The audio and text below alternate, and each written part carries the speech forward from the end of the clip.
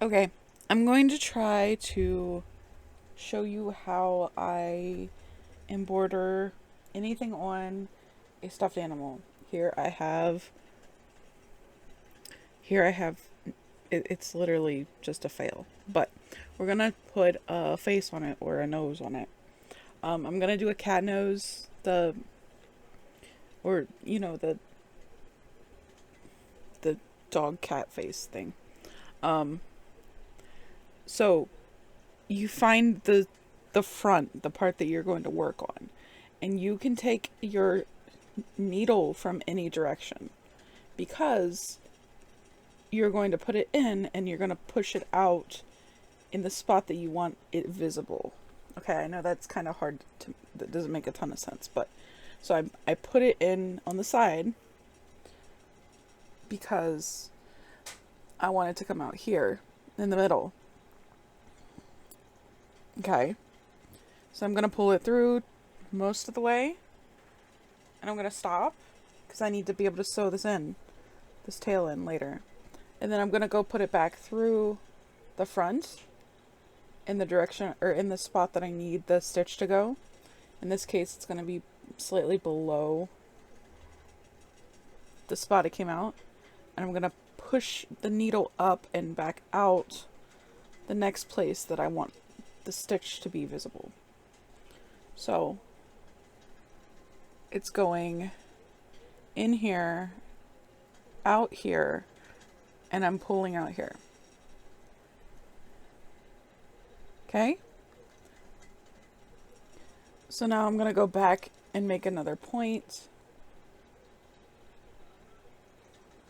And then I'm going to go actually beside the first stitch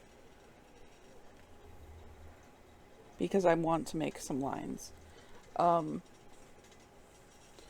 There's probably better explanations of how to do this online somewhere. But the idea is it doesn't matter where you enter because this is going to be sewn up, weaved into the stitches to hide it and to secure it. So it doesn't matter where you insert it as long as you can get your needle back out. So I'm going to make this cute little nose, I think.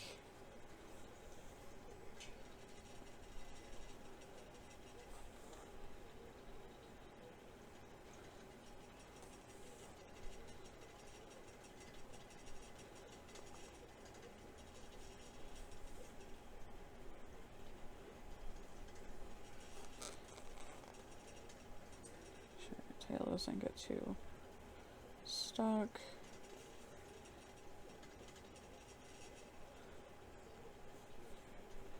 See, the tail is, see, I'm making a nose and the tail is over here.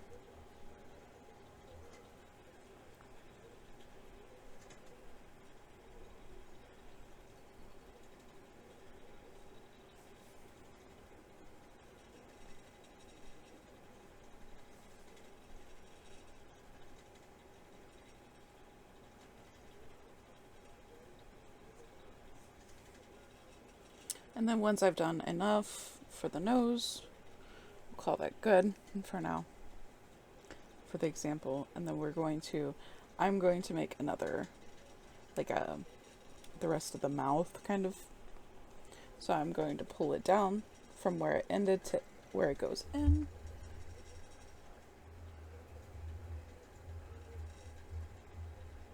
Okay, and now I can take this back up and make another stitch right there.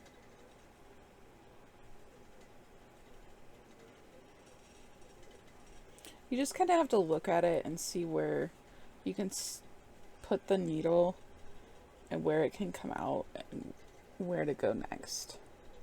It's a little bit hard to explain without just trying it.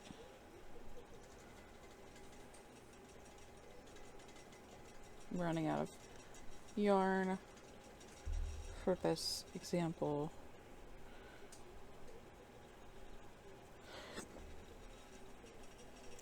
But there you have a mouth, and then I have the tail end here.